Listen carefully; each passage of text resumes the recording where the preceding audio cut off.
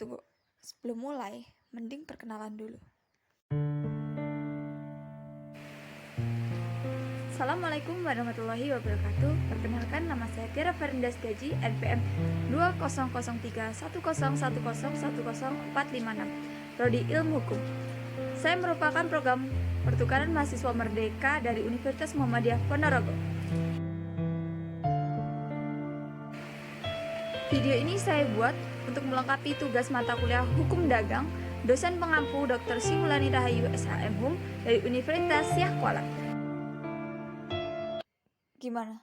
Udah kenal kan? Oke, lanjut.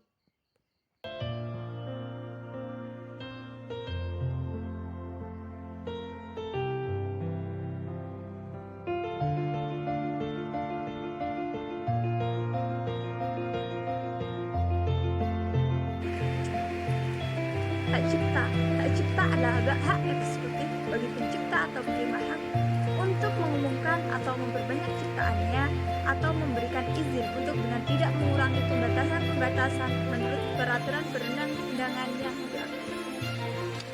Menurut Parti Cialokan, pengertian hak cipta adalah bentuk kepemilikan yang memberikan pemegangnya hak eksklusif untuk mengawasi penggunaan dan memanfaatkan suatu kreasi intelektual sebagaimana kreasi yang ditetapkan dalam kategori hak cipta, yaitu kesusastraan dalam musik, pekerjaan seni, sastra, rekam suara, film, radio, siaran televisi, serta karya tulis yang diperbanyak melalui penerbitan.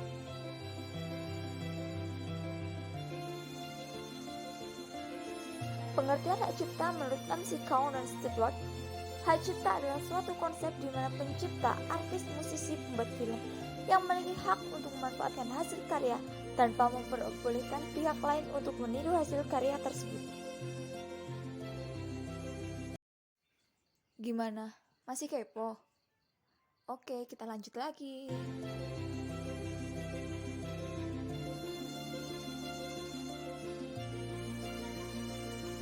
Ciri-ciri hak cipta sebagai berikut. 1. Jangka waktu perlindungan selama seumur hidup, ditambah waktu 50 tahun bagi pemegang hak cipta setelah meninggal dunia. Kemudian, hak cipta didapatkan secara otomatis.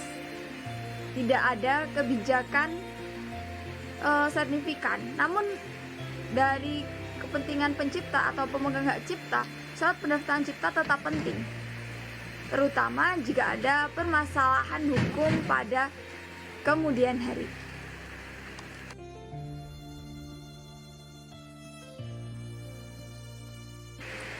Yang ketiga, bentuk pelanggaran hak cipta. Misalnya, terdapat bagian-bagian yang disalin, kemudian memiliki kesamaan, diperbanyak atau diumumkan tanpa izin. Yang keempat, sanksi pidana yang dibentuk dikenakan jika terbukti bersalah melakukan pelanggaran hak cipta. Hukuman yang dikenakan misalnya 7 tahun atau denda 5 miliar rupiah. Yang kelima adalah dilindungi, misalnya ciptaan dalam bidang ilmu pengetahuan, seni dan sastra, musik, buku cerpen, buku ceramah, seni tari, program komputer, dan lain sebagainya. Yang keenam, kriteria benda atau hal-hal yang mendapatkan perlindungan hak cipta hanya ciptaan yang asli. Gimana teman-teman? Penjelasannya mantap bukan? Oh iya, ada yang tahu nggak sih apa fungsi dari hak cipta? Pada penasaran? Yuk kita simak berikut ini.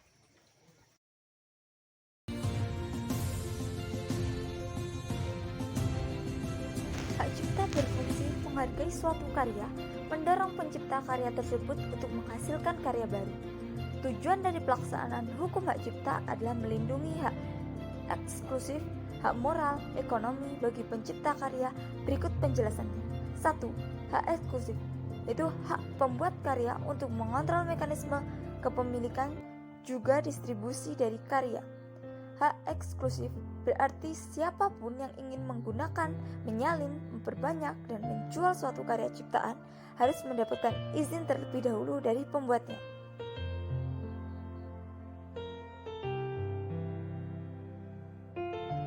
Hak moral berarti walaupun karya tersebut telah dibeli, pembeli harus tetap mencantumkan nama pembuat karya. Hak moral membuat karya akan selalu lekat dengan siapa pembuatnya. Kemudian ada hak ekonomi, berarti pembuat karya berhak mendapatkan imbalan ekonomi dari pihak-pihak yang menggunakan karyanya. Nah, gimana semuanya? Udah pada tahu kan fungsi dari hak cipta?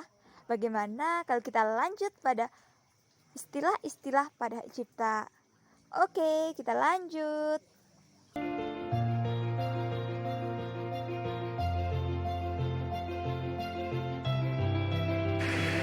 Istilah-istilah dalam hak cipta.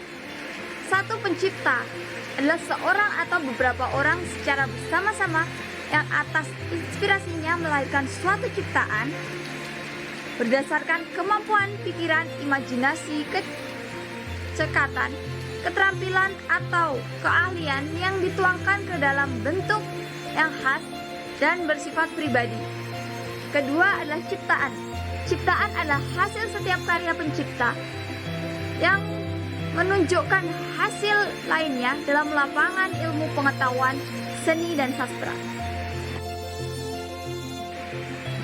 Yang ketiga ialah hak cipta.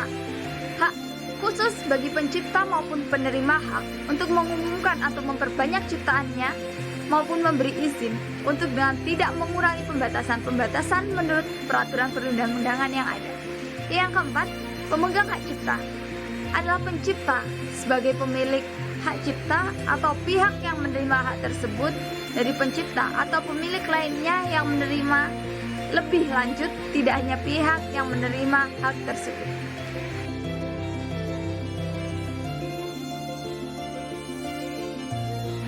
Kemudian ada lisensi, yaitu izin yang diberikan oleh pemegang hak cipta atau pemegang hak terkait kepada pihak lain untuk mengumumkan dan atau memperbanyak ciptaan, produk, hak terkait dengan persyaratan tertentu.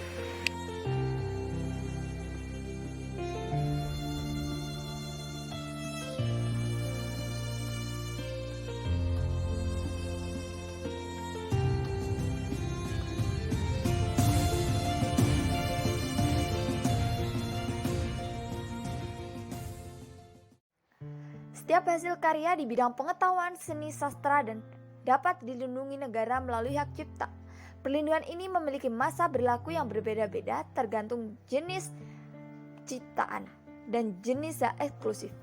Untuk hak moral, maka hak tersebut berlaku tanpa batas waktu, sedangkan hak ekonomi memiliki batas waktu perlindungan yang berbeda, tergantung dari jenis ciptaan, sebagaimana diatur pada pasal 58-60 Undang-Undang Hak Cipta.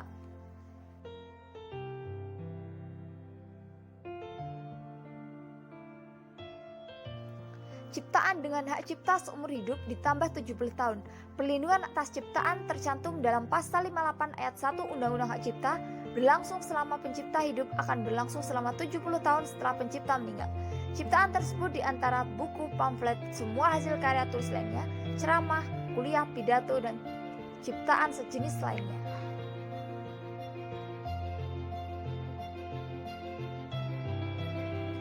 Alat peraga yang dibuat untuk kepentingan pendidikan ilmu pengetahuan, lagu atau musik dengan atau tanpa teks, drama, drama musikal, tari, koreografi, pewayangan, pantomim, dan lain sebagainya.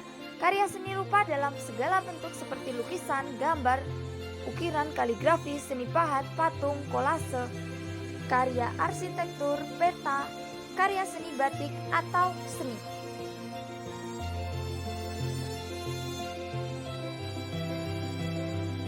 Ciptaan dengan hak cipta selama 50 tahun. Selanjutnya pasal 59 ayat 1 Undang-Undang Hak Cipta menyebutkan jenis ciptaan yang perlindungannya berlaku selama 50 tahun sejak pertama kali dilakukan pengumuman. Antara lain adalah karya fotografi, potret, karya sinematografi, permainan video, program komputer, perjuangan, karya tulis, dan lain sebagainya. Selanjutnya adalah terjemahan, adaptasi, aransemen, transformasi atau modifikasi ekspresi budaya tradisional, komplikasi ciptaan atau data baik dalam format yang dapat dibaca dengan program komputer atau media lainnya, dan komplikasi ekspresi budaya tradisional.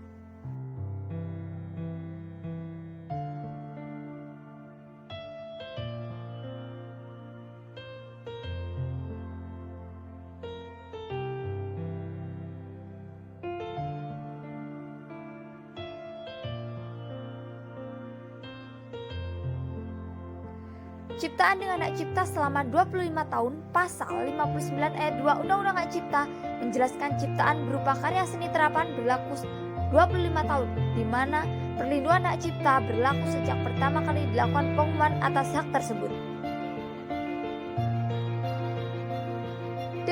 Ciptaan dengan hak cipta tanpa batas waktu khusus untuk ekspresi budaya tradisional yang dipegang oleh negara, maka perlindungan atas hak cipta akan berlaku tanpa batas waktu.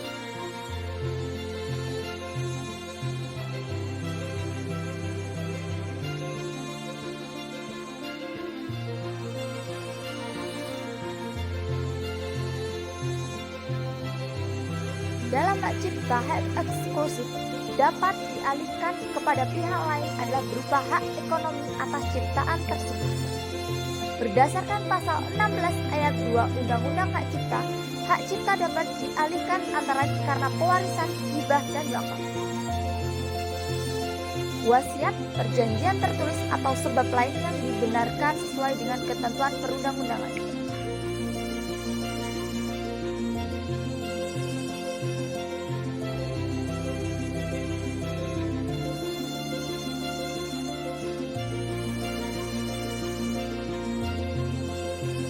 Pendaftaran hak cipta secara online dapat dilakukan dengan cara berikut. Mengakses situs Direktorat Jenderal Kekayaan Intelektual pada alamat berikut ini. Melakukan registrasi login menggunakan username yang didapat setelah registrasi. Kemudian, mengunggah dokumen persyaratan.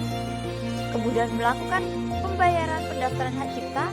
Kemudian menunggu pencetakan hasil cipta dan mendapatkan sertifikat hak cipta.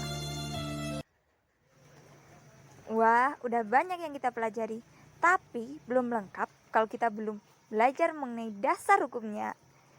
Yuk kita belajar tentang dasar hukum dari hak cipta.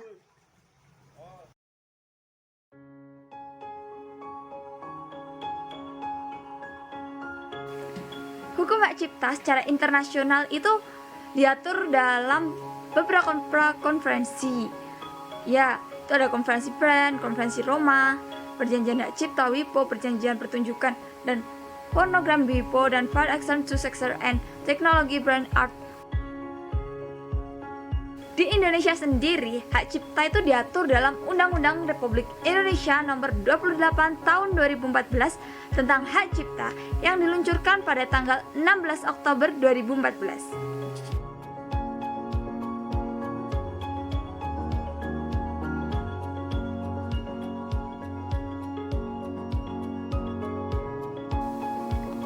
Kemudian adalah perubahan hak cipta sampai dengan sekarang, yakni sejak Undang-Undang Nomor 6 Tahun 1982 tentang hak cipta, kemudian menjadi Undang-Undang Nomor 7 Tahun 1987 tentang perubahan Undang-Undang Nomor 6 1982 tentang hak cipta.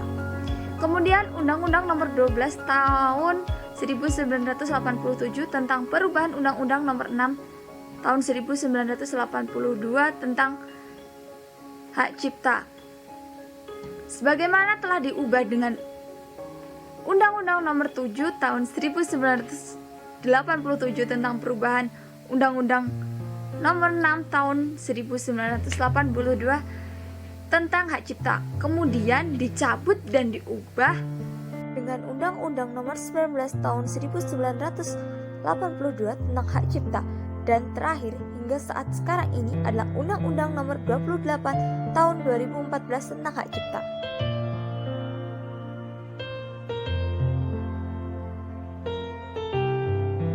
Adapun contoh pelanggaran hak cipta bisa kita simak berikut ini.